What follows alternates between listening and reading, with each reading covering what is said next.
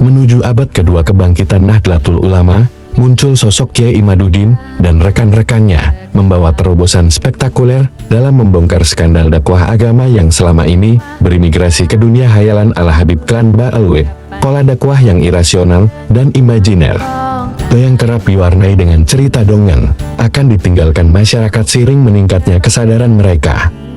Masyarakat muslim yang mudah terbawa alur cerita imajiner para habaib adalah mereka yang minim literasi dan enggan berpikir logis. Mereka terbiasa sejak kecil disuguhi cerita dongeng dan mistisisme, namun ketika kesadaran dan literasi mulai meningkat, masyarakat akan menjauh dari dunia imajinasi yang tak ubahnya seperti anak-anak menonton film kartun.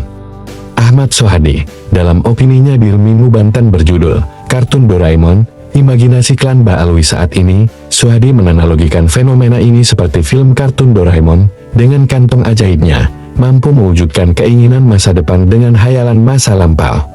Benda-benda ajaib dari kantong Doraemon, seringkali menjadi solusi instan, mirip dengan cara para habib menggunakan cerita hurufat, untuk menggambarkan kesaktian leluhur mereka. Pintu ajaib. Pintu kemana saja Doraemon, yang bisa membawa penggunanya ke tempat yang diinginkan. Mirip dengan dakwah Habib yang mengajak pecinta mereka untuk mendengarkan cerita-cerita hurufat tentang kesaktian leluhurnya. Ketika pintu ini rusak, ia tidak akan mengantarkan pemakainya sesuai keinginan. Demikian juga dakwah yang irasional, ketika diuji dengan logika, akan terungkap kelemahannya. Roti ajaib. Roti memori Doraemon yang dengan memakannya, seseorang dapat menghafal materi tanpa belajar. Ini mirip dengan Habib yang menganggap ilmu bisa diwariskan tanpa belajar, seakan-akan ilmu itu dapat diperoleh secara instan hanya karena mereka adalah zuriyah Rasulullah.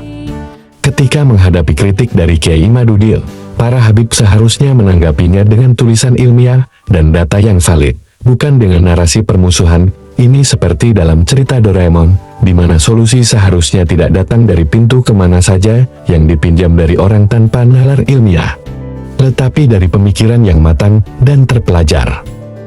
Dalam menghadapi 12 pertanyaan Kiai Imaduddin, para Habib dan Muhibbin seringkali bingung dan memberikan jawaban yang tidak nyambung. Ini terjadi karena mereka tidak mengikuti kajian dari awal, sehingga tidak memahami konteks dan argumen yang disampaikan. Dalam dunia yang semakin melek literasi dan logika, dakwah yang berbasis imajinasi dan hayalan akan semakin ditinggalkan. Kini saatnya membangun dakwah yang rasional dan berbasis ilmu pengetahuan demi masa depan umat yang lebih baik.